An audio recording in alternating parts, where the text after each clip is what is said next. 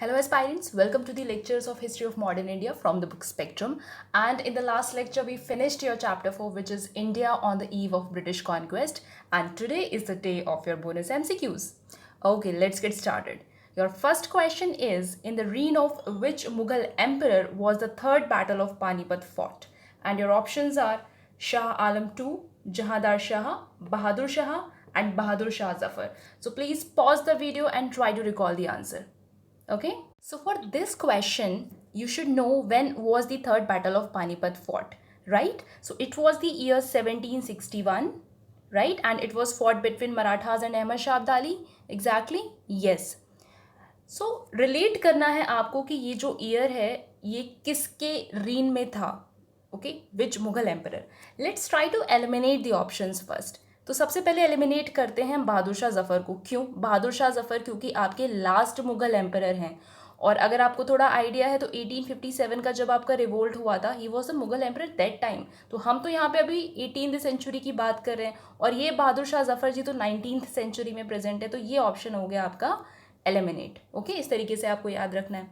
Next बहादुर शाह 1 पे आ जाओ. ये बहादुर शाह 1 है आपकी. Even if I have not mentioned that he is Bahadur Shah 1, you should know that he is Bahadur Shah 1 only, क्योंकि सिर्फ बहादुर शाह लिखा हुआ था.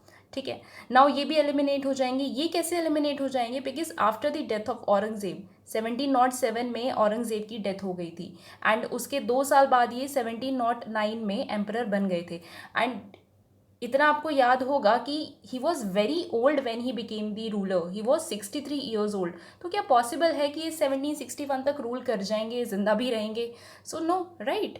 तो ये ऑप्शन आपका ऐसे एलिमिनेट हो गया. Then you have your Jahandar Shah. Jahandar Shah और शाह आलम 2 में अब आपको डिसाइड करना है. तो इसके लिए आपको थोड़ा और बेटर आइडिया होना चाहिए दोनों के रीन का. तो इस क्वेश्चन का जो आपका राइट आंसर है, it is Shah Alam 2, because Shah Alam 2 ruled between 1754 से लेके आपका 1806 में. और जो जहांदार शाह है आपके, इन्होंने आपका रूल किया just after Bahadur Shah 1, that is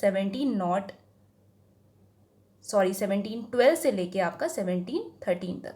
so even if you don't know the rules exactly, not a big deal. बस हाँ, क्रोनोलॉजी आपको पता होनी चाहिए that which ruler came next और which ruler came earlier. Okay, so the right answer for this question was Shah Alam 2. And Shah Alam 2 के reign में एक और बहुत इंपॉर्टेंट आपका बैटल फॉट हुआ है, which was battle of Buxar. ठीक है, क्योंकि बैटल ऑफ बक्सर आपका हुआ था 1764 में. Okay, so remember this, Shah Alam 2. Okay, let's move to the next question. I am sorry, आप इसको रेक्टिफाई कीजिए. This is 1759, okay, not 1754. So 1759 से 1806 तक आपका शाह आलम 2 जी ने रूल किया. Okay, let's see the next question now. Next question is identify the correct statement और statements. Okay, your first statement is Risalo is a Punjabi literature. And the second statement is Risalo has been composed by Shah Abdul Latif. So mind it, you have to tell the correct, identify the correct statement. तो पहला statement देख लेते हैं.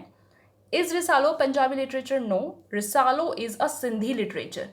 Okay, Sindhi literature है ये, and ये क्या है? Collection है of the poems. Okay. Now, has it been composed by Shah Abdul Latif? Yes, this is the correct statement. It is very much composed by Shah Abdul Latif. तो आपका जो right answer हो जाएगा, it will be B only, option B. Okay, let's move to the next question. The astronomical observatories built by Savai Jai Singh is not located in. Your options are A. Banaras, B. Delhi, C. Jaipur, and D. Agra. So Savai Jai Singh ने, if you remember, he built in all 5 astronomical observatories. 5 बनवाई थी उन्होंने. ठीक है, अब जरा options देख लेते हैं. तो बनारस, जयपुर एंड दिल्ली, ये जो तीनों आपके हैं ऑप्शंस, ये करेक्ट हैं. दैट इज हाँ, इन तीनों जगहों पर इन्होंने ऑब्जर्वेटरीज बनवाई थी, बट नॉट इन आगरा. तो आपका जो राइट आंसर है, it is your Agra. Not पूछा था, not located in, so the right answer is Agra. Okay, next जो आपके जो 2 और ऑब्जर्वेटरीज थी apart from Banaras, Delhi and Jaipur, they were Mathura and Ujjain. Okay, so remember these 5 places, very important. Sawai Jai Singh कौन थे? ये आपके अम्बेर के रूलर थे. Okay, Okay, let's move to the next question. Identify the correct statement or statements among the following. First statement is pilgrimage tax was abolished by Jahandar Shah. Jizya was abolished once only in the Mughal rule. Very important question. आपको पहले तो incorrect बताना है इसमें से. So let's see the first statement. Pilgrimage tax was abolished by Jahandar Shah. No, it was not abolished by Jahandar Shah. It was abolished by Farooq Siyar. ठीक है, okay, Farooq सियार. नेक्स्ट स्टेटमेंट, तो ये आपकी गलत हो गई स्टेटमेंट. ओके, एंड नेक्स्ट है jizya was abolished once only in the Mughal rule. So ये भी आपका गलत है. जजिया को एक नहीं दो नहीं बल्कि कई बार अबॉलिश किया गया, लेकिन क्योंकि अभी हम लेटर मुगल्स की बात कर रहे हैं तो इसको सिर्फ एक बार नहीं, इस टाइम पे आपके दो रूलर्स ने इसको अबॉलिश किया है, हु वर फर्स्ट और फारूक सियार जी. इन्होंने तो इसको अबॉलिश किया ही था, इससे पहले इसको जहांदार शाह ने भी अबॉलिश किया था. सो रिमेंबर दिस. इस टाइम पे दो दो मुगल एम्परर्स ने जजिया को अबॉलिश किया है.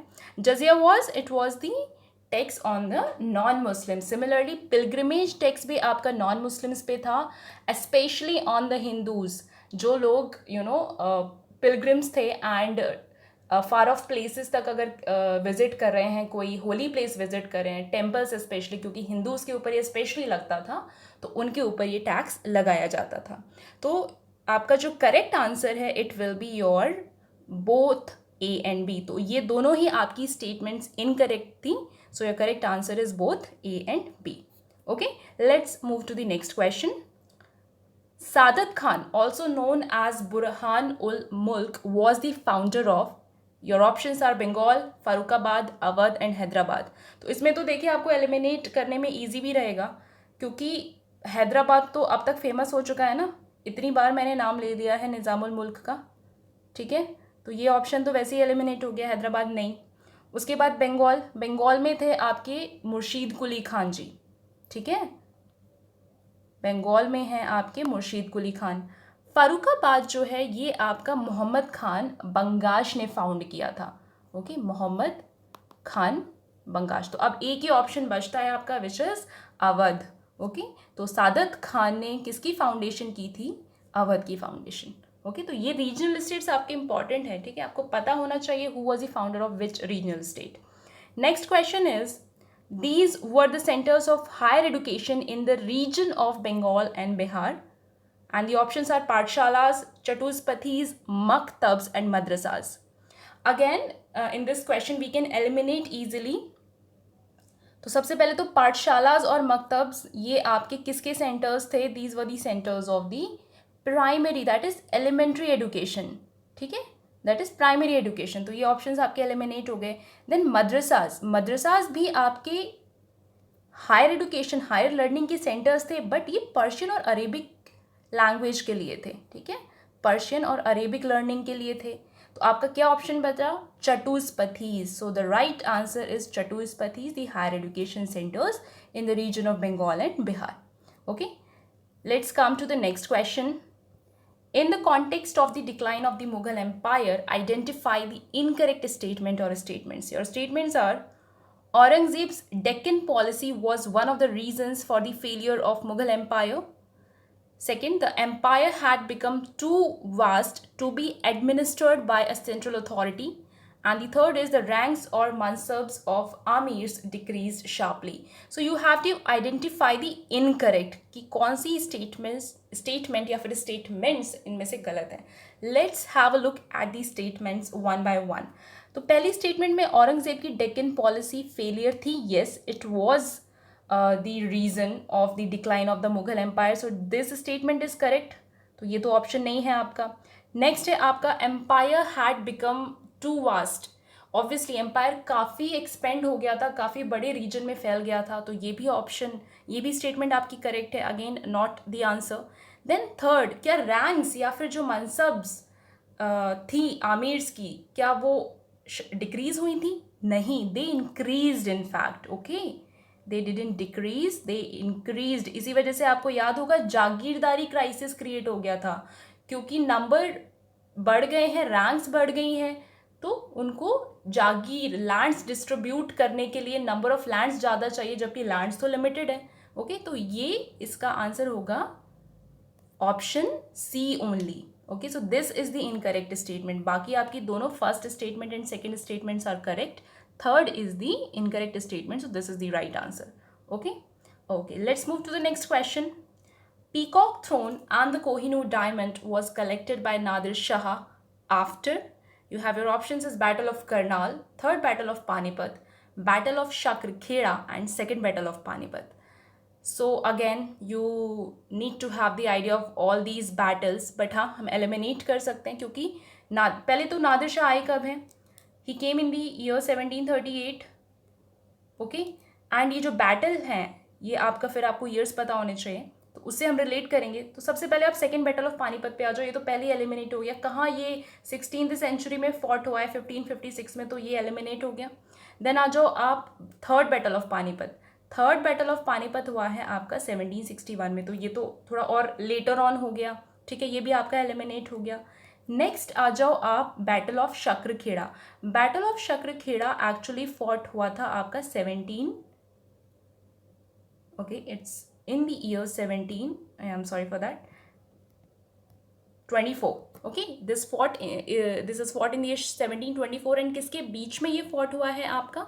ये फॉर्ट हुआ था बेसिकली आपका निज़ामुल मुल्क एंड दी मुबारिज़ खान, ये डेक्कन के आपके गवर्नर थे, उनके बीच में ये हुआ था battle. Not very important, you don't have to remember the Mubariz Khan, but हाँ आपको इतना पता होना चाहिए कि बैटल ऑफ शक्र दूर दूर तक नादिर शाह से रिलेटेड नहीं है, ठीक है। यस, तो आपका जो ऑप्शन बचा it is your battle of Karnal. Yes, battle of Karnal is the right answer because this battle was fought in the year 1739 and 1739 में किसके बीच में होता है? नादिर शाह होते हैं आपके एक तरफ और एक तरफ आपके मुगल एम्परर होते हैं मोहम्मद शाह, ठीक है। तो इसी बैटल के बाद वो अपने साथ पीकॉक थ्रोन और कोहिनूर डायमंड ले गए थे। Okay, let's move to the next question.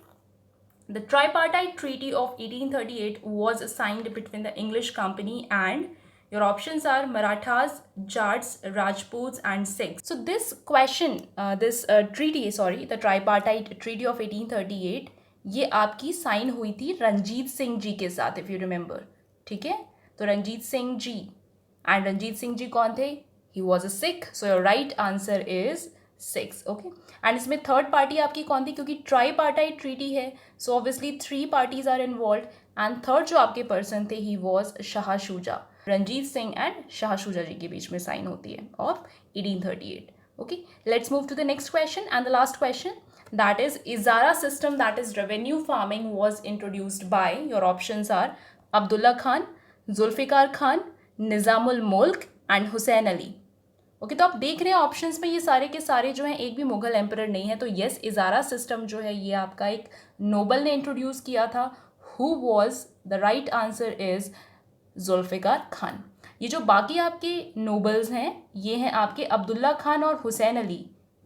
Abdullah Khan and Hussain Ali ये दोनों आपके सैयद ब्रदर्स हैं, ठीक है। Remember Syed brothers who in the history are also known as the king makers, ठीक है। देन है आपके Nizamul Mulk. Nizamul Mulk actually was noble in the reign of Muhammad Shah, okay, yes. And Abdullah Khan and Syed Hussain Ali which are your Syed brothers, ये आपके फारूक सियार जी के रूल में थे, where is Zulfiqar Khan he was the noble under the Jahandar Shah. Okay, so right answer is Zulfikar Khan. Izara system, that is revenue farming. Okay, so that's it for today. Meet you in the next lecture. Thank you.